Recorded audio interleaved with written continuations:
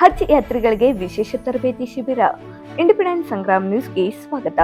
Muslim ಸಮಾಜದಲ್ಲಿ ಪ್ರತಿ ವರ್ಷದಂತೆ ಈ ವರ್ಷವೂ ಹಜ್ ಯಾತ್ರೆ ಮಾಡುವವರು ಯಾವ ವಸ್ತುಗಳನ್ನ ತಮ್ಮ ಯಾತ್ರೆಯ ಸಮಯದಲ್ಲಿ ತೆಗೆದುಕೊಂಡು ಹೋಗಬೇಕು ಎನ್ನುವುದು ಗೊತ್ತಿರುವುದಿಲ್ಲ. ಅದಕ್ಕೆ ಹಜ್ ಯಾತ್ರೆ ಮಾಡುವವರಿಗೆ ವಿಶೇಷ ತರಬೇತಿಯನ್ನ ಏರ್ಪಡಿಸಿ ಈಗ ಎಲ್ಲವೂ ಡಿಜಿಟಲ್ ಕರಣವಾಗಿದೆ.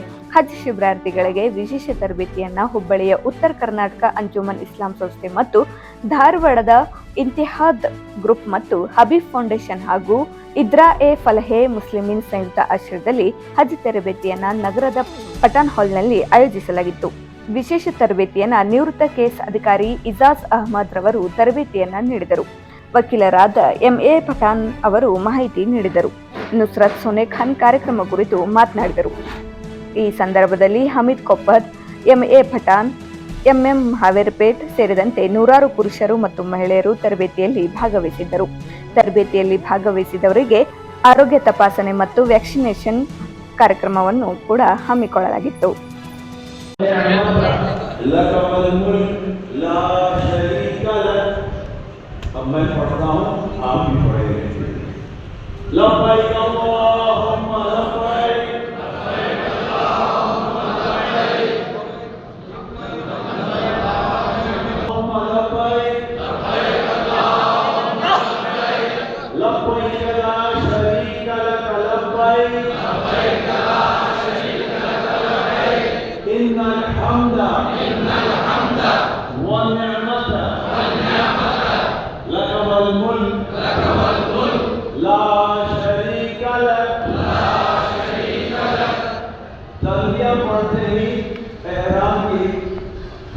पढ़ते ही एहराम के 2 रकात पढ़ लिया और नियत कर ली और तलबिया कह लिया तो अब आप महरम हो गए, इसलिए कम हो गए।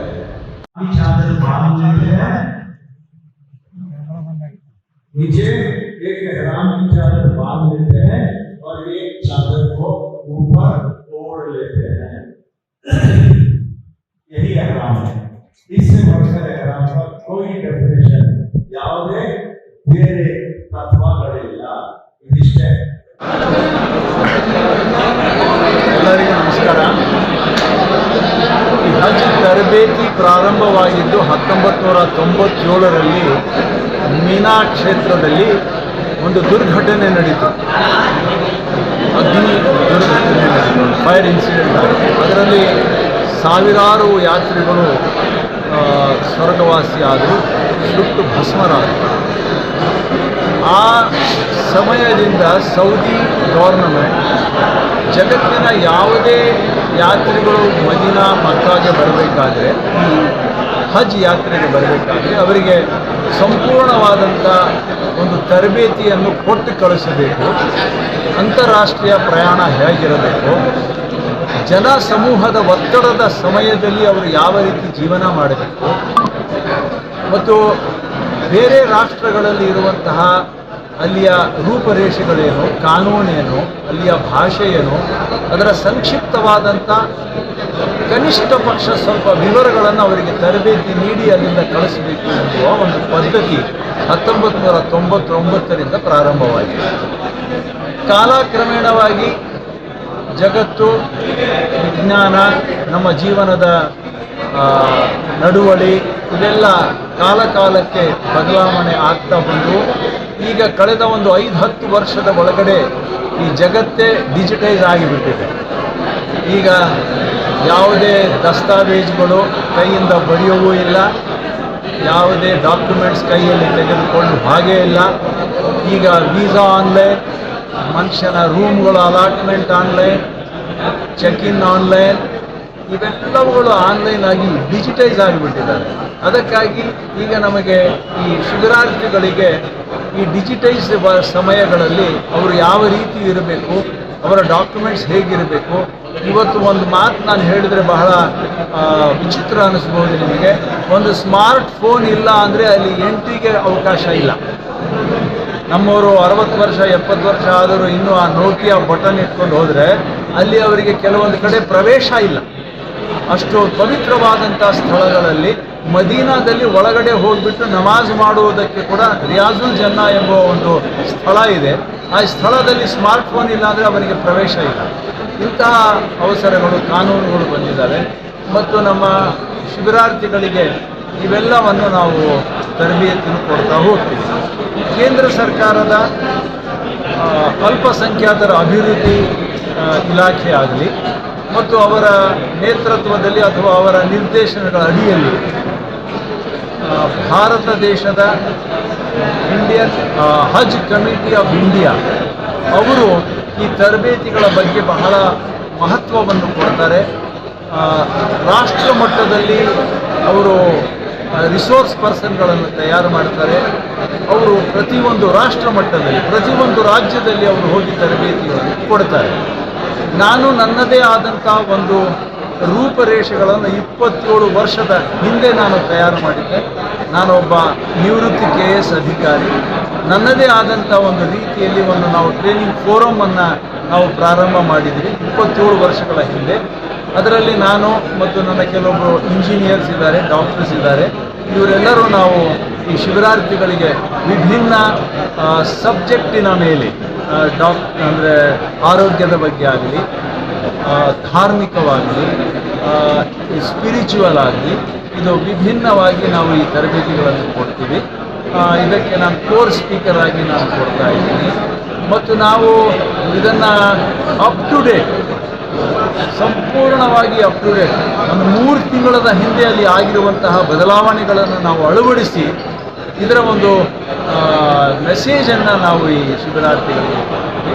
ಸೊ ಹಾಗೆ ಈ ನಮ್ಮ ಕರ್ನಾಟಕದಲ್ಲಿ ಕರ್ನಾಟಕ ರಾಜ್ಯ ಹಜ್ ಸಮಿತಿ ಮತ್ತು ಇದು ಮಿಶ್ರವಾಗಿ ನಮ್ಮಿಬ್ಬರ ಸಮ್ಮಿಶ್ರ ಸಹಕಾರ ಸಂಯೋಗದೊಂದಿಗೆ ನಾವು ಇದನ್ನು ಮಾಡ್ತಾ ಇದ್ದೀವಿ. ನಾವು ಹೀಗೆ ಬೀದರ್, ಗುಲ್ಬರ್ಗ, ಬಳ್ಳಾರಿ, ಹೊಸಪೇಟೆ ಮತ್ತು ಗದಗ್, ಶಿವಮೊಗ್ಗ, ಮೈಸೂರು ಹೀಗೆ ಕಂಪ್ಲೀಟ್ ರಾಜ್ಯವನ್ನು ಸುತ್ತಾಡಿ ಅಲ್ಲೇ ಅನೇಕ ಕಡೆ ನಾವು ಕೇಂದ್ರ ಬಿಂದುವಾಗಿ 5-6 ಜಿಲ್ಲೆಗಳನ್ನು ಕೂಡಿಸಿ ಅಂತ ತರಬೇತಿಯನ್ನು ಕೊಡ್ತಾ ಇದ್ದೀವಿ. ಇಲ್ಲಿ ಅಂಜುಮನ್ ಅವರು ಕಳೆದ 2 ವರ್ಷಗಳಿಂದ ಇದನ್ನು ಅವ್ರ ನೇತೃತ್ವದಲ್ಲಿ ಇದನ್ನು ನಡೀತದೆ. ನಾವು ಇಲ್ಲಿ ಬಂದವರಿಗೆ ತರಬೇತಿಯನ್ನು ಕೊಡ್ತಾ ಇದ್ದೀವಿ. ಇದರಿಂದ ಬಹಳ ಅನುಕೂಲವಾಗುತ್ತೆ ಮತ್ತು ಇದರಲ್ಲಿ ಶಿಬಿರಾರ್ಥಿಗಳು ಕೂಡ ನಾವು ಭಾರತ ದೇಶದ ಶಿಬಿರಾರ್ಥಿಗಳು ಇನ್ನೂ ಒಂದು 30-40 ವರ್ಷ ಹಿಂದೆ ಇದ್ದಾರೆ. ಇನ್ನೂ ಅದೇ ಗುಂಜಿನಲ್ಲಿ, ಇನ್ನೂ ಅದೇ ರೀತಿ ಇರಬೇಕು ಎಂಬ ಭಾವನೆಯಲ್ಲಿದ್ದಾರೆ.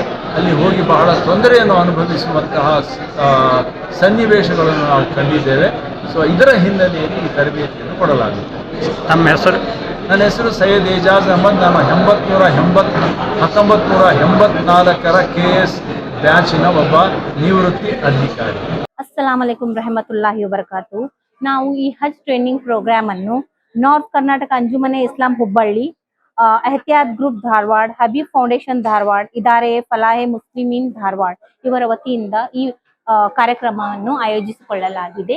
ಈ ಕಾರ್ಯಕ್ರಮವು ಜಮಾತೆ ಹಿಂದ್ ಅವರು ಹಮ್ಮಿಕೊಂಡಿದ್ದು ಪ್ರತಿ ವರ್ಷ ಹಜ್ ಯಾತ್ರೆ ಮಾಡುವ ಹೆಣ್ಣು ಮಕ್ಕಳಿಗೆ ಅಥವಾ ಮಹಿಳೆಯರಿಗೆ ಹಜ್ ಯಾತ್ರೆಯಲ್ಲಿ ಯಾವ ರೀತಿ ತಯಾರಿಯನ್ನು ಮಾಡಿಕೊಳ್ಳಬೇಕು ಮತ್ತು ಯಾವ ರೀತಿ ಹೋಗುವಾಗ ಯಾವ ವಸ್ತು ತೆಗೆದುಕೊಂಡು ಹೋಗಬೇಕು ಮತ್ತು ಯಾವ ವಸ್ತುವಿನ ನಿಷೇಧವಿದೆ ಈ ವಸ್ತುಗಳಿಗೆ ಎಂಬುದರ ಬಗ್ಗೆ ಅರಿವು ಮೂಡಿಸಿ ತರಬೇತಿ ನೀಡಲು ಈ ಕಾರ್ಯಕ್ರಮವನ್ನು ಹಮ್ಮಿಕೊಳ್ಳಲಾಗಿದೆ. 40 ದಿವಸದ ಹಜ್ ಯಾತ್ರೆ ಆಗಿರುತ್ತದೆ. ಇದರಲ್ಲಿ 40 ದಿವಸದ ಅರ್ಕಾನ್ಗಳು ಇರುತ್ತವೆ ಮತ್ತು ಯಾವ ಅರ್ಕಾನ್ ಹೇಗೆ ಮಾಡಬೇಕು ಮತ್ತು ಯಾವ ಅರ್ಕಾನ್ ಹೇಗೆ ಮಾಡಬಾರದು ಎಂಬುದರ ಬಗ್ಗೆ ಮಾಹಿತಿಯನ್ನು ನಾವು ಪ್ರತಿಯೊಂದು ಜನರಿಗೆ, ಹೆಣ್ಣು ಮಕ್ಕಳಿಗೆ ಕೊಡುತ್ತೇವೆ. ಹೀಗೆ ತರಬೇತಿಯನ್ನು ನೀಡಿ ಯಾತ್ರಿಗಳ ಯಾತ್ರೆಯು ಸುಲಭವಾಗಲು ನಾವು ಸಹಾಯವನ್ನು ಮಾಡ್ತಿದ್ದೇವೆ. Thank you. ನನ್ನ ಹೆಸರು ನುಸ್ರತ್ ಸೋನಿ ಖಾನ್. अस्सलाम वालेकुम। पिछले साल की तरह इस साल भी कर्नाटका स्टेट हज कमेटी और नॉर्थ कर्नाटका अंजुमन इस्लाम की जानिब से ट्रेनिंग का इनेकाद किया गया था, जिसमें बेंगलुरु की टीम और खुसूसन एजाज़ अहमद आकर बहुत बेहतरीन अंदाज में, अपने मखसूस अंदाज में हाजियों को वहाँ पर एयरपोर्ट से वहाँ पहुँचने तक वहाँ क्या क्या अरकान करने हैं, किस तरह से एयरपोर्ट में अपने बैगेजेस को किस तरह ले जाना है, सब चीज़ें बताया उन्होंने। और इसे तमाम हाजियों को बहुत फ़ायदा हुआ और ख़ुसूसन इस काम में धारवाड़ के इत्तेहाद ग्रुप, हबीब फाउंडेशन और इदारे फलाह मुस्लिमीन में काफ़ी हद तक ताउन किया। इसके अलावा बहुत सारे नौजवानों ने हर तरह से हुज्जाज की खिदमत की है और इस साल ट्रेनिंग के साथ साथ वैक्सीनेशन का भी प्रोग्राम है जिससे हाजियों को बहुत सहूलत हुई। तो इसके अलावा हाजियों से दरख्वास्त की गई है कि हमारे मुल्क की तरक्की के लिए, यहाँ अमन व अमान के लिए, भाईचारे के लिए खुसूसन दुआ करने के लिए हमने इल्तिजा की है। अस्सलाम वालेकुम, मेरा नाम रेहाना खानम दुरानी है। मैं जमात इस्लामी की कारकुन हूँ। यहाँ पठान हॉल में अल्हम्दुलिल्लाह हाजियों के लिए हज कैंप रखा गया है जिसमें तमाम चीज़ों के बारे में बताया जाता है कि क्या करना चाहिए, कौन सी चीज़ें लेकर जाना चाहिए और कौन सी नहीं लेकर जाना चाहिए, और कहाँ हाजियों से गलती न हो और तमाम अरकान सही से अदा हो सके, और सब चीज़ों के बारे में यहाँ बताया जाता है। अल्हम्दुलिल्लाह ये सालों से चला रहा है।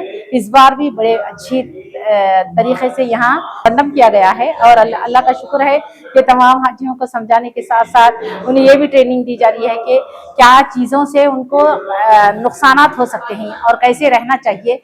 वहाँ 40 दिन का जो सफ़र है उसमें क्या क्या चीज़ों को लेकर जाएंगे तो कितनी सहूलतें होंगी और कम से कम चीज़ें लेकर जाएं, और मेन ये चीज़ बताई जाती है कि वहाँ पाकी कैसे रखी जाए और किस तरह से लोगों की चीज़ों को न लिया जाए, और ये सब चीज़ों के बारे में बताया गया। और यहाँ पठान हॉल में यहाँ ये भी बताया जा रहा है कि यहाँ जो इंतज़ाम किया गया पठान हॉल में ये भी बताया जा रहा है कि वहाँ जो भी चीज़ें आपके पास नहीं है तो दूसरों से मांग कर लेने के बजाय अपनी खुद की चीज़ें कैसे लेकर जाए, और ये कि यहाँ आने के बाद वैक्सीन डाला जा रहा है और उन्होंने खाने पीने का इंतज़ाम किया गया है।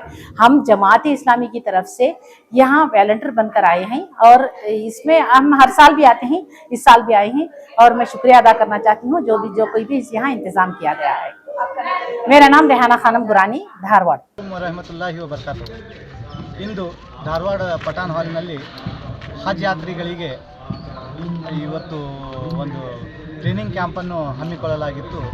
ಇದನ್ನು ನಾರ್ತ್ ಕರ್ನಾಟಕ ಅಂಜುಮನೆ ಇಸ್ಲಾಂ ಹುಬ್ಳಿ ಹಾಗೂ ಇತ್ಯಾದ್ ಗ್ರೂಪ್ ಧಾರವಾಡ, ಆಮೇಲೆ ಹಬೀಬ್ ಫೌಂಡೇಶನ್, ಫಲಾಹ್ ಮುಸ್ಲಿಮೀನ್ ಸಂಸ್ಥೆಗಳಿಂದ ಈ ಟ್ರೈನಿಂಗ್ ಪ್ರೋಗ್ರಾಮನ್ನು ಪಠಾನ್ ಹಾಲ್ನಲ್ಲಿ ಹಮ್ಮಿಕೊಳ್ಳಲಾಗಿದ್ದು, ಇದರಲ್ಲಿ ಇವತ್ತು Dharwad district, Gadag district, Haveri district, Belgaum district ಮತ್ತು ಕಾರವಾರ ಡಿಸ್ಟಿಕ್ನಿಂದ ಹುಜ್ಜಾದೆ ಇಕ್ರಾಮ್ ಎಲ್ಲರೂ ಇಲ್ಲಿ ಭಾಗವಹಿಸಿದ್ದಾರೆ ಹಾಗೂ ಅವರೆಲ್ಲರೂ ಭಾಗವಹಿಸಿ ಈ ಪ್ರೋಗ್ರಾಮನ್ನು ಸಕ್ಸಸ್ಫುಲ್ ಮಾಡಿದ್ದಾರೆ। ಅವರಿಗೆ ಅಭಿನಂದನೆಗಳನ್ನು ಸಲ್ಲಿಸುತ್ತೇನೆ। ಹಾಗೂ ಇವತ್ತು ಟ್ರೈನರ್ ಆಗಿ ನಮ್ಮ ಎಜಾಜ್ ಅಹಮದ್ ಸಾಹೇಬರು ಬಂದು ಅವರಿಗೆ ಬಹಳ ಒಳ್ಳೆಯ ರೀತಿಯಿಂದ ಹಜ್ನಲ್ಲಿ ಅರ್ಕಾನುಗಳ ಬಗ್ಗೆ ಹಾಗೂ ಅಲ್ಲಿ ಹೇಗೆ ಇರಬೇಕು, ಹೇಗೆ ನಡೆಯಬೇಕು, ಹಾಗೆ ಅಲ್ಲಿನ ಶಿಸ್ತಿನ ಬಗ್ಗೆ ಹಾಗೂ ಅಲ್ಲಿ ಏನೇನು ತೆಗೆದುಕೊಂಡು ಹೋಗಬೇಕು, ಅಲ್ಲಿ ಏನೇನು ಅರ್ಕಾನುಗಳಿದ್ದಾವೆ ಅದರ ಬಗ್ಗೆ ಭಾಳ ವಿಸ್ತಾರವಾಗಿ ಇವತ್ತು ಅವರಿಗೆ ತಿಳಿಸಿದ್ದಾರೆ।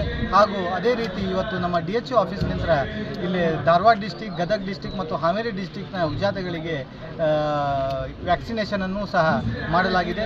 ಅವ್ರಿಗೂ ಸಹ ನಾನು ನಮ್ಮ ಎಲ್ಲರ ಪರವಾಗಿ, ನಮ್ಮ ಎಲ್ಲ ಸಂಸ್ಥೆ ಪರವಾಗಿ ನಾವು ಅವರಿಗೆ ಕೃತಜ್ಞತೆಗಳನ್ನು ಸಲ್ಲಿಸುತ್ತೇವೆ। ಹಾಗೂ ಎಲ್ಲರಿಗೂ ಸಹ ನಾವು ಇಷ್ಟೇ ಪ್ರಾರ್ಥನೆ, ಹಜಾದ್ ಗ್ರಾಮಗಳಲ್ಲಿ ಅಲ್ಲಿ ಹೋಗಿ ನಮ್ಮ ದೇಶದ ಬಗ್ಗೆ, ಆಮೇಲೆ ಇಲ್ಲಿ ಶಾಂತಿ ಸುವ್ಯವಸ್ಥೆ ಬಗ್ಗೆ ಪ್ರಾರ್ಥಿಸಿ ಅಂತ ಹಾಗೂ ನಮ್ಮ ದೇಶ ಜಗತ್ತಿನಲ್ಲಿ ಶಾಂತಿಯುತವಾಗಿ ಅಡ್ವೊಕೇಟ್ ಪಠಾನ್ ಅಂತೇಳಿ